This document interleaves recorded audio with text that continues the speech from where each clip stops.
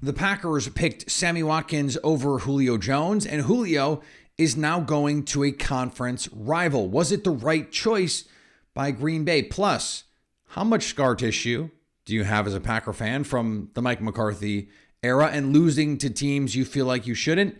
For a lot of fans, the answer is a lot. Why that isn't justified in the Matt LaFleur era.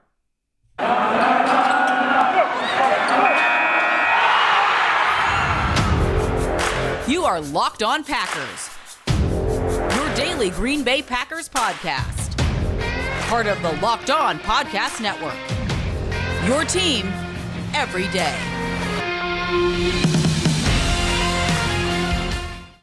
You are Locked On Packers, part of the Locked On Podcast Network, your team every day. I'm Peter Bukowski, and I cover the Packers for The Leap, a newsletter I would love for you to subscribe to. Follow me on Twitter at Peter_Bukowski. Follow the podcast on Twitter at Locked On Packers. Like us on Facebook. Subscribe to the podcast, iTunes, Spotify, Google Podcasts. Wherever you find podcasts, you will find Locked On Packers, the #1 Packers podcast on the internet. And the show for fans who know what happened, they want to know why and how. Thanks to those of you who make Locked On Packers your first listen every day. I had someone reach out to me yesterday and say, hey, I can't make you my first listen if the show comes out late. Sorry, the show came out late yesterday. I had been traveling. We are back. We are here. Normal schedule. All of the good stuff is back with you. The Packers will be out on the field today, presumably.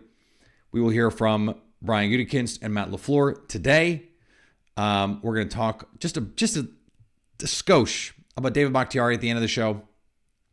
I want to start at receiver because I had planned to do this whole segment on Allen Lazard. And then Julio Jones signs with the Tampa Bay Buccaneers, which throws the whole news cycle on its head. And it throws Packers Twitter into a tizzy. Sports Talk Radio gets a lot of new content. And Twitter gets to gas this move for the Tampa Bay Buccaneers. And interestingly, I think it's a much better move for the Bucs than it would have been for Green Bay, precisely because the Buccaneers have Mike Evans and Chris Godwin. Julio Jones would not have to theoretically shoulder the same sort of burden in Tampa that he would have had to in Green Bay in all likelihood. Before we get into the nitty-gritty of this, here's what essentially happened, I think, for the Packers from their perspective. They were going through the list of veteran options, knowing they needed to sign someone. Let's put Odell Beckham Jr. to the side for a moment because he's not going to be ready for a while. I have advocated for the Packers to sign him and to do so basically whenever they want. But they don't have any urgency to do that because he's not going to be ready to be on the field for months, if at all, frankly, in 2022. So now I'm feeling like I might have said 2021 early in the show. Maybe I did. Let's go with it. We're going to leave it in. So for the Packers, they had two veteran options that had familiarity with the system and that could come in right away and compete. Neither, and this is important, neither were likely to be #1 receivers. Julio Jones is not a #1 at this point in his career. In Tennessee, he was sort of billed as this 1B.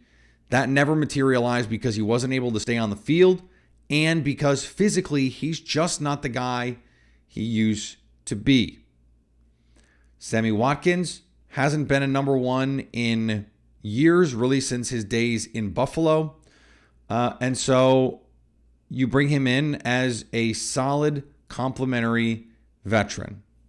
How much of that is faith in Allen Lazard and Randall Cobb and the rookies that you eventually bring in? Because remember, when they signed Sammy Watkins, we did not know what their receiver room was going to look like with the draft and everything that can potentially follow.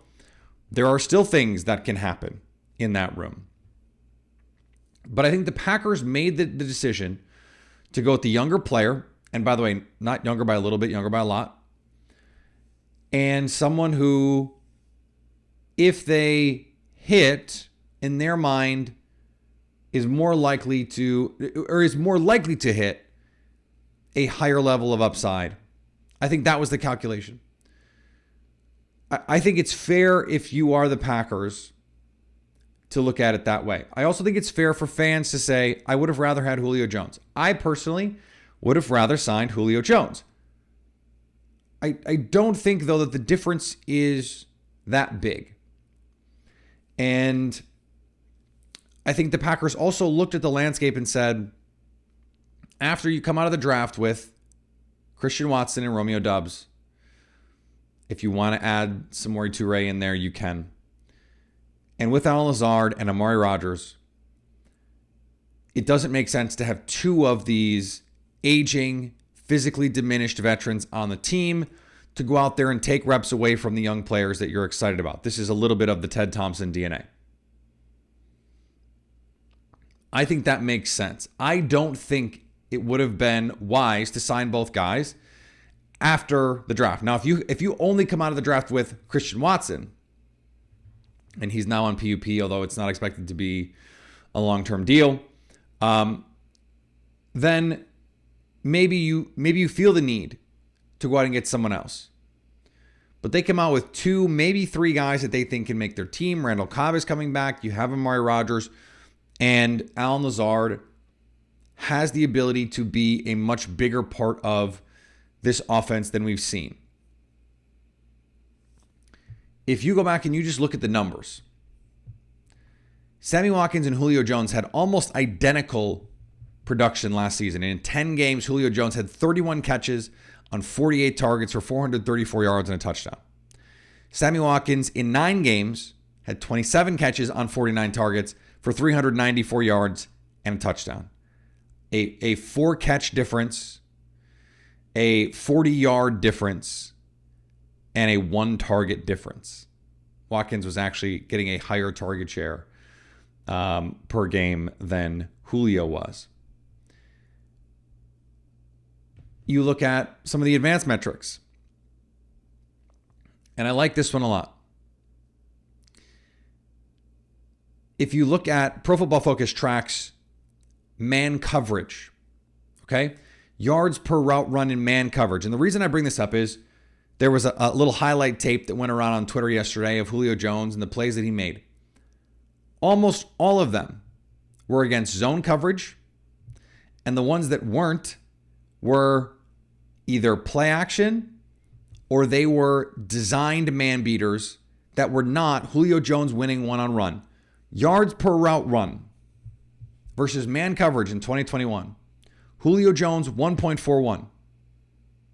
Allen Lazard, 1.41. So, there are questions about Allen Lazard's ability to beat man coverage.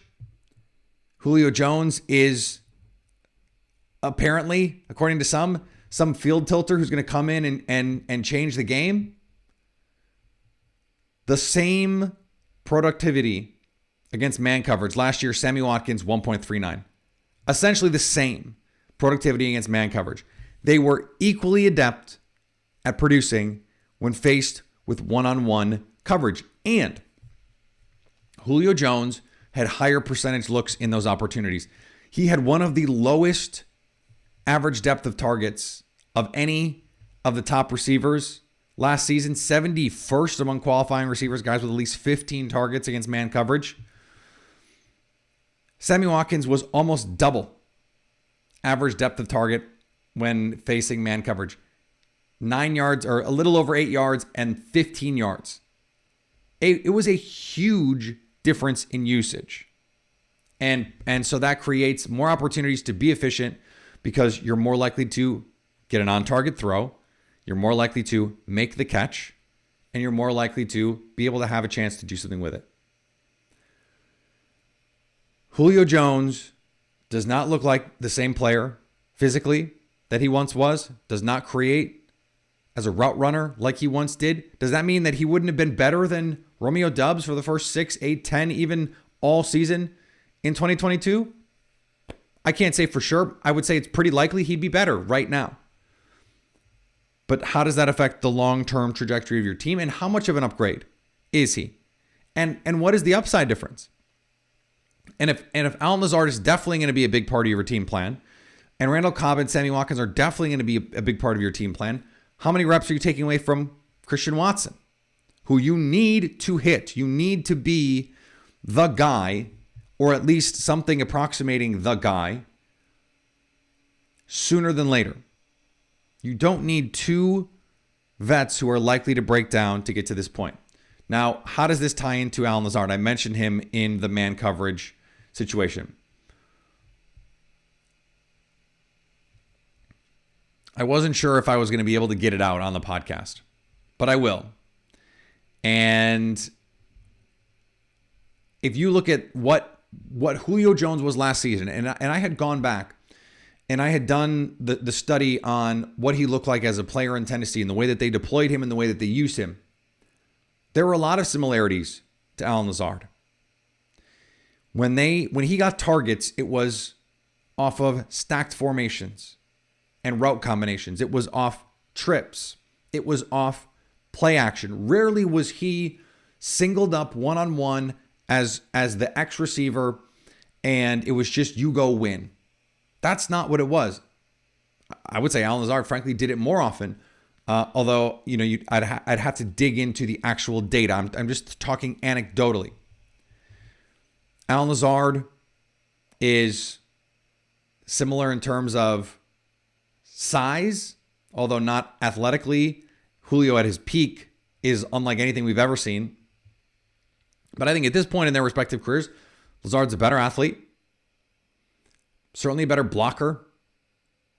He's going to play the H sometimes if you want him to. Power slot. And I've said this before, and I'm going to repeat it. The advanced numbers on Allen Lazard are crazy. They're crazy. He has been so good in a small sample size. And what I wanted to put out there is Lazard is going to be the sort of perfect distillation of a player who, in a smaller role, has thrived, and even as his role has gotten bigger, has kept up that efficiency. So when you look at his passer rating when targeted, the last 3 seasons, among players with at least 50 targets, according to Pro Football Focus, 12th, 13th, and 4th for Allen Lazard. His workload last season when he was 4th was the highest of any of those years. So he actually maintained his efficiency. Lazard was 4th in DVOA, defense adjusted value over average, a Football Outsider stat in 2020, and 1st in DYAR, yards above replacement, among receivers who saw fewer than 50 targets in 2020. Okay? Give him more opportunities. He got them in 2021. He finished 6th in DVOA among receivers with 50 or more targets. And you can't just say it's Davante Adams, because Marquez Valdes-Scantling was not an elite player. In fact, he was one of the worst starting receivers in the league in the advanced numbers, despite the fact that he had a high per catch average and was the big play guy. Those smaller sample size guys with big play upside tend to be the most valuable players in those kinds of metrics. I say all that to say this. Allen Lazard, for me, and I've always been higher on Allen Lazard than most, I would rather him be a more featured part of this offense than have someone like Julio Jones on your team. I know that that's going to be crazy for some people, but that's how I feel about it. They are similar enough at this point in their career. I think Allen Lazard is more athletic. There's more juice down the field. I think he has certainly more upside. And I think if you look at the last few seasons, his arrow is pointing up. He is on the rise. And there is more potential for him to get better for a player who is already one of the most efficient receivers in the league. Now, how does that change without Davante Adams on the field? We'll see. But remember, Julio Jones was out there last year with A.J. Brown on the field. Now, not the whole season, of course, but Julio wasn't out there the whole season either. Sammy Watkins was out there playing number 2 to Hollywood Brown. Not exactly, Jerry Rice. And they produced at a similar rate. So I guess all of this is to say, again, that I don't think there's that much difference in Sammy Watkins versus Julio Jones. And frankly, I would rather Allen Lazard get the balance of the leftover targets than someone like Julio Jones. All right, we're going to talk about some scar tissue, some things that Packer fans are worried about in a little bit. But before we do, let's talk about Dave. Dave is the banking app that can help you get up to $500 instantly with extra cash. That's more money to fill your tank, buy a wedding gift, catch up on bills. We could all use a little extra money from time to time. I can certainly think of times in my life when my paycheck did not stretch as far as I wanted it to. Dave can be the answer. If you're in a pinch and need some help, download Dave and think of it as a helping hand for the future you. Download the Dave app from the App Store right now. That's DAVE, and sign up for the extra cash account and get up to $500 instantly. For terms and conditions, go to dave.com/legal. Instant transfer fees apply. Banking provided by Evolve, member FDIC. So I saw some projections from USA Today, Nate Davis over at USA Today. And he projected the Packers at 11-6. And my initial reaction was, okay. And then the more I thought about it, the more I was like, wait, what? It's hard to look at the schedule and find 6 losses. I mean, you really have to squint to find 6 losses. As I've said on this show a number of times this offseason, there are just 2 games right now in which the Packers are underdogs, at Buffalo and at Tampa.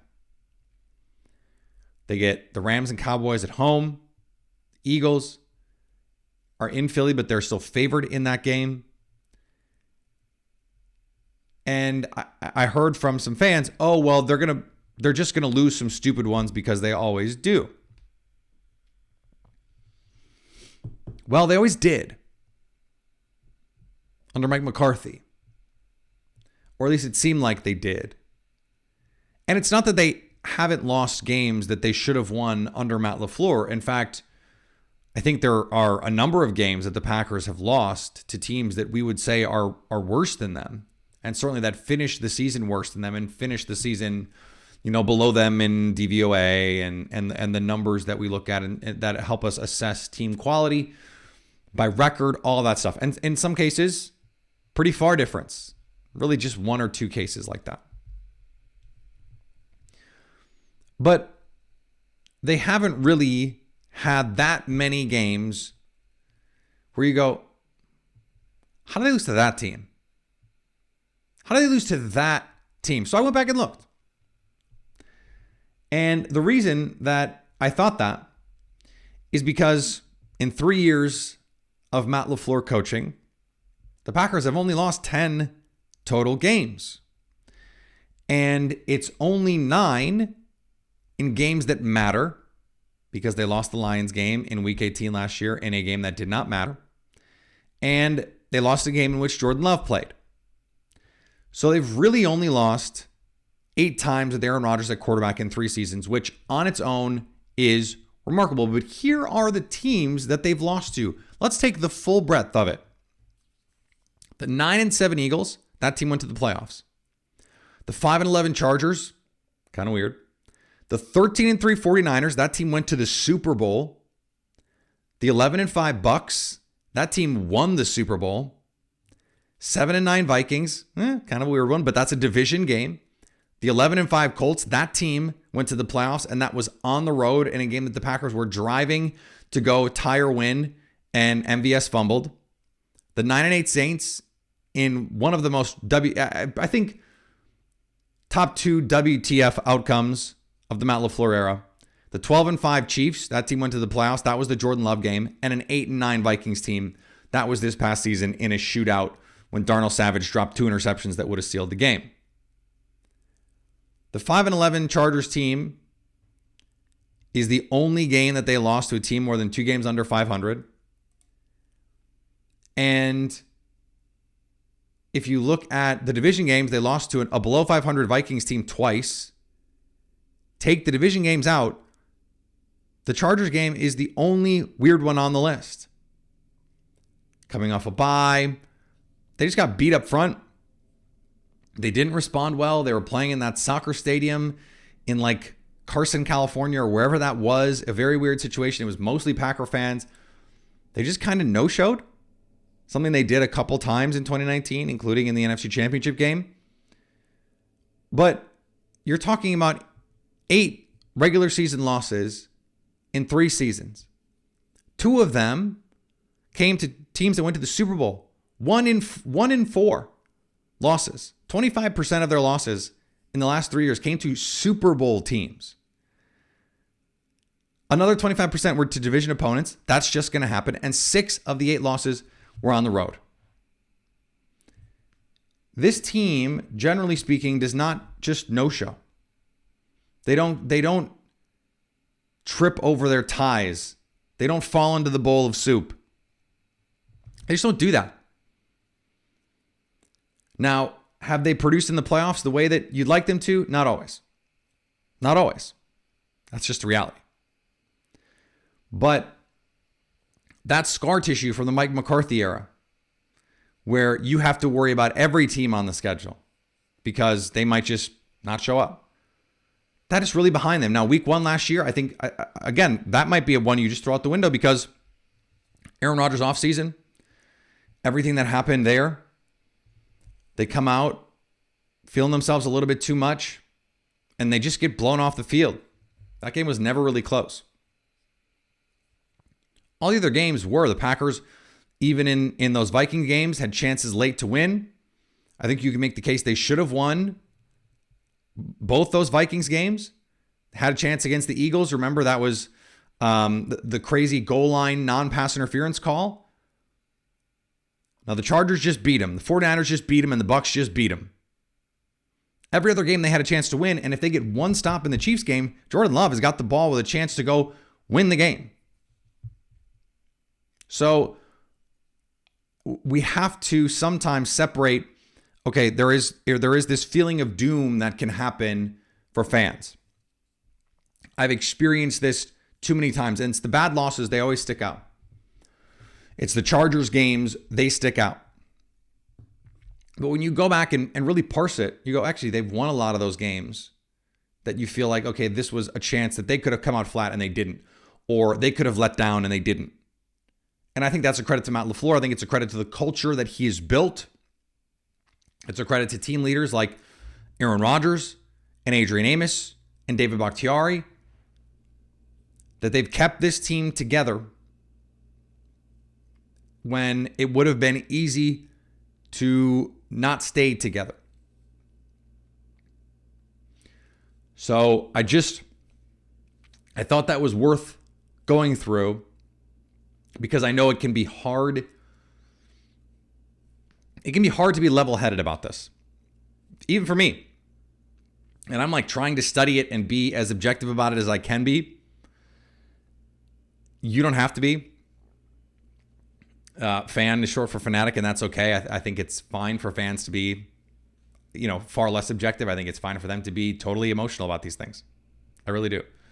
As long as you don't, border into, threatening players and saying, being wild on Twitter and, whatever. You're allowed to be emotional about your team and to be irrational. I'm just here to try to balance that a little bit. All right, today's episode brought to you by our friends at BetOnline. BetOnline is the fastest and easiest way to check all of your betting needs. Find all of your favorite sports and events at the #1 online source for odds, lines, and games. Baseball, a lot of fun. A lot of fun right now. Trade deadline, heating up. Could be some major names on the move. Juan Soto among them. So golf, still golf to bet on. And there's football futures, there's NBA futures. We could still get some monster trades in the NBA. So a lot of fun to be had on the markets. Head to BetOnline today. Use your mobile device to learn more about the action. BetOnline, where the game starts. And thanks for making Locked On Packers your first listen. Now go make your second listen Locked On NFL. Our NFL experts and insiders keep fans dialed in with the biggest stories and the latest news from around the league, because the offseason doesn't mean a break in the action. All right, just want to note one thing. We're going to hear from Matt LaFleur and Brian Gutekunst today. And so we'll get some more clarity on the David Bakhtiari issue. My understanding of it right now as we sit here today, and I telegraphed it a little bit yesterday on the show, is that there is no long-term concern.